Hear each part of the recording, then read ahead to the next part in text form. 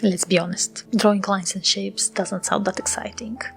Although everyone says that you need to practice lines and shapes in order to improve your drawing. But it sounded so boring, like who would ever wants to sit down and just draw lines or shapes?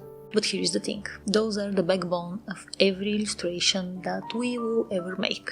Whether it's a cute animal, a character, a landscape, everything comes down to how well we can control a simple line. So today I'm going to do a simple practice that I like to do during the week when I don't have the time or energy for a whole illustration. Nothing fancy, just lines and shapes.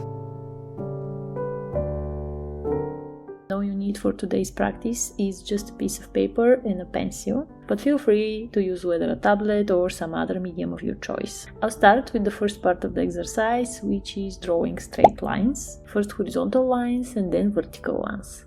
And we are going to start with very short lines in order to get used to the rhythm, so I'm going to start with drawing short lines like this. Keep the pace steady, and I'm going to draw 8 lines, and then I'm going to draw another 8 lines on the second column. Once you have 3 columns, we'll switch to the vertical lines.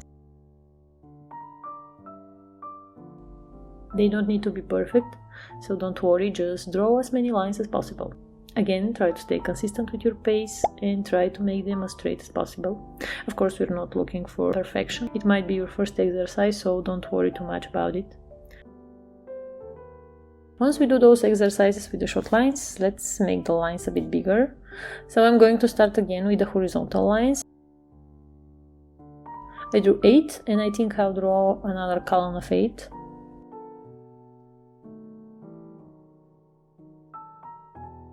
And it's time for vertical ones, and again try to make them with the same length. As you can see, I screw up a bit here, but it doesn't matter. And keep in mind that those lines, they might become straight with practice, so at first they might be very wobbly, but with time you get better at drawing those. Let's make the lines even longer. I'm going to draw horizontal longer lines. And the quick tip here is to draw from your elbow. It's very important, especially when you draw longer lines, just because if you draw them from your wrist, they won't be that straight. They'll be very wobbly because you have a very small area of movement here. So whenever you draw longer or shapes, you need to rely on your elbow rather than your wrist. Now is the time for even longer horizontal ones. You can see that mine are pretty wobbly here. Oh, especially that one. And the vertical ones. Oh Jesus, look at that wobbly line. As you can see, my vertical lines are way worse than my horizontal ones, so I really have to work more on the vertical ones. So when you start doing those practices, you're going to see whether you need more improvement on one specific lines comparing to the other, or you need to work on both, or you are pretty good at both. And one more thing that I hope is gonna motivate you to try the session and practice it often is going to help you develop that ability in your brain to see objects like an artist, which means to simplify complicated objects down to simple shapes, which makes drawing way less intimidating. I'm going to start with the lines from right side and go like that. Those are easier for me because I'm right-handed. If you're left-handed, they are going to be tougher comparing to the curved lines on the other side. I'm going to draw 10 or so. So now I'm going to draw them in the other direction. You can feel that your hand has different movement when it comes to drawing those lines in the opposite direction. And of course, those look way worse than the first row, but that can get better with practice. As you can see, the lines here are very stiff, and if we need to make them a bit more looser, then we can achieve that by using a quick hack. It's going to be useful for everything that we're going to draw. You need to trace in the air the line that you are going to draw before drawing it on the paper. For example, here I may want to draw a bit looser curved line, but in order to do that I need to imagine how it's going to appear by tracing the shape in the air just above the paper and then draw it onto the paper. Whether you want to have the line looser, you need to rely more on your elbow, again, not on your wrist. And when you draw from your wrist again, you have a very minimal section of movement in your hand, so your lines won't be that loose. So instead of that, you can lock your wrist and use more your elbow. And as you can see, I draw very loosely. I'm not pushing my pencil very much onto the paper. So you see the end result. It's way different than those lines. So let's continue with a few lines of those type. Again, trace a bit in the air before drawing the movement on the paper. So you just imagine your movement with the hand and slowly put your pencil on the paper. I'll draw the same type of lines in the other direction. If you don't have the time to draw so many lines, you can draw just a few of them.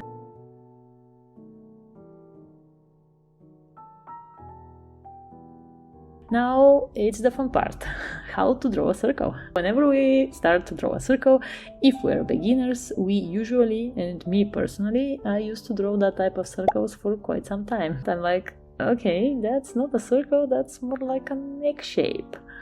And I'll try another one, and it's the same. So what's the key of drawing a good looking circle? Well, again, the key is not to use your wrist, but rather your elbow in order to make that circle-like shape. So let's try again. I'm going to try here the same technique that I showed you in the curved lines, which is basically to draw in the air, to mark in the air the movement of your hand exactly the way that you're going to draw on the paper. And I'm going to use my elbow for that specific part. So I'm going to try to make a circle now. I'm going to start rolling my pencil in the air just above the paper with my elbow. My wrist is locked, so I'm going to do that, and whenever I feel like I drew a lot of air circles, I'm going to draw that on the page, very loosely, very lightly. And here we are, we have a circle. And although it's just a loose circle shape, it still looks way better and way more like a circle rather than those two. So with that in mind, let's draw a row of circles with that shape. Let's try to keep them consistent. And I'm going to continue doing that same technique. Okay, so here we are, a row full of circles, sort of the same size. So now let's try to make a row of bigger circles. I'm going to start drawing in the air a circle with bigger size, something like that, for example. So the size is up to you, as well as how many rows of circles you're going to draw.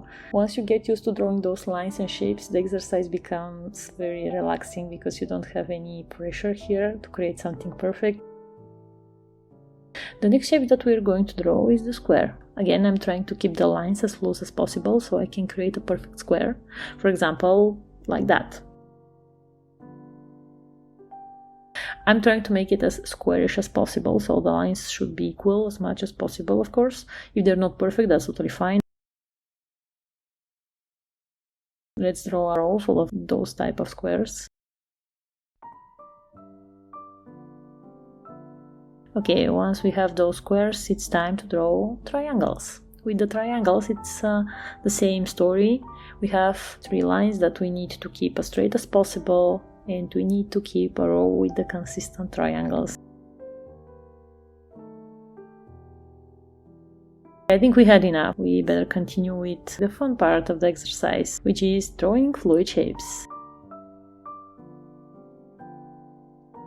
By fluid shapes, I mean using all the information that we've already gathered during previous lines and shapes exercises, so we can create some fluid, interesting shapes just by letting our hands go loose and draw some forms that doesn't need to be strict by any means. That's just a loose S-curve, for example, and actually that can remind you of something. For example, here, that shape reminds me of snake, so here we are, we have a snake.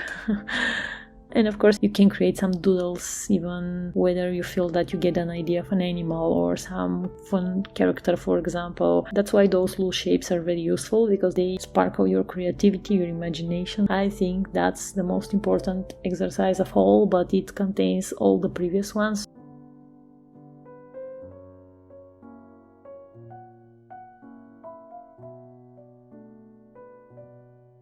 Whenever I can imagine it in a 3D perspective, I'm trying to create the shape that is more like a 3D.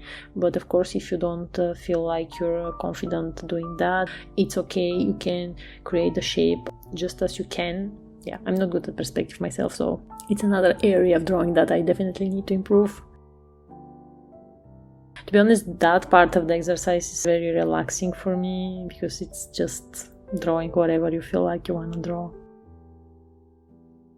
With that, I think we can wrap up that session. If you have more time, you can continue drawing. If you don't, just call it a day. you might be very happy with yourself just because you did something good for your drawing skills. Great job! So that's it. Short, simple, and hopefully not that boring session after all. These small practices help me stay consistent when I don't have the time for bigger drawing projects. If you've tried this with me, let me know how was it in the comment section below, or if you have another go-to practice or a warm-up exercise, or if you jump straight to the drawing. Don't forget to click the subscribe button and the notification bell. And thank you very much for spending the time with me. And I'm going to see you in the next video. Bye!